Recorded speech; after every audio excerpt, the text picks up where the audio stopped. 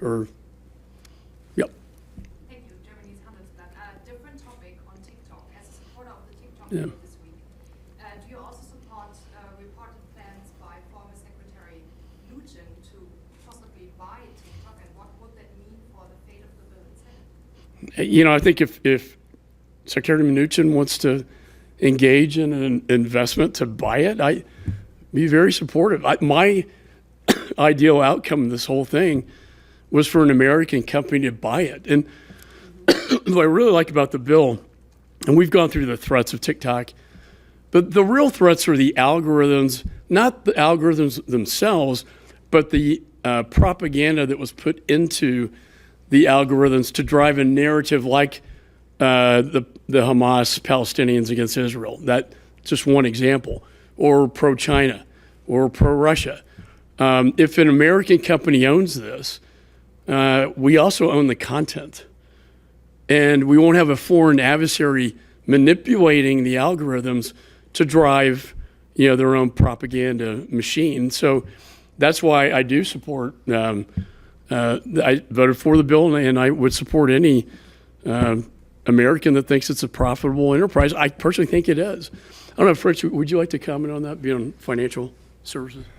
I just think that's the heart of the American legislation, is to take TikTok as an entity with 175 million users and have it under an American ownership, not subject to the national securities laws of a company headquartered in Beijing. ByteDance is obligated to follow the national securities laws of the CCP. And one of those obligations is sharing all data, access to all computer technology, IT systems, what's in the cloud, and therefore, and the algorithm intellectual property.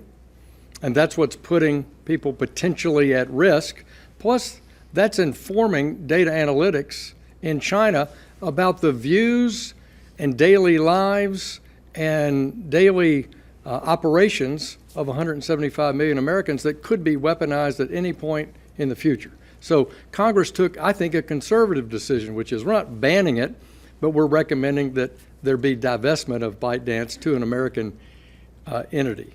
Let me turn back to the Ukraine question just for a moment. I fully support Ukraine finance. I've been to Kyiv twice in the last 5 months. I know how urgent it is. But I also want to give Speaker Johnson the room as a new speaker from whom he's had inherited a tough situation to deliver an approach that he'd like to try. And I think that's a fair-minded thing to do, and I think we have the time and the resources to do that. Secondly, I think the Repo Act is drafted by Chairman McCall, amended by me, marked up in committee. We passed it 20-2 in the House Foreign Affairs Committee, 40 to some small number 40-2 in our committee and 20-2 over in Senate Foreign Relations. That shows you the importance of this. There's $5 to $8 billion of Russian sovereign assets in the United States. We want that money available in a fund to be administered by the Secretary of Treasury and others, the President, to work with Ukraine on the best use of that. And we want a strong bill here. This isn't about what bill might pass in the European Union. This is about what bill should we pass here. The stronger we pass it, the more ability we give that flexibility to the President and to Western leaders to work with Ukraine, the better. And we got a Council of Europe approach, a vote of all the Central European countries fully in support of seizing the Russian Federation assets and converting them to a fund for the benefit of Ukraine, both current Ukraine financial needs or reconstruction or some combination. But America is just a small part of the assets, but we're a big part of the voice.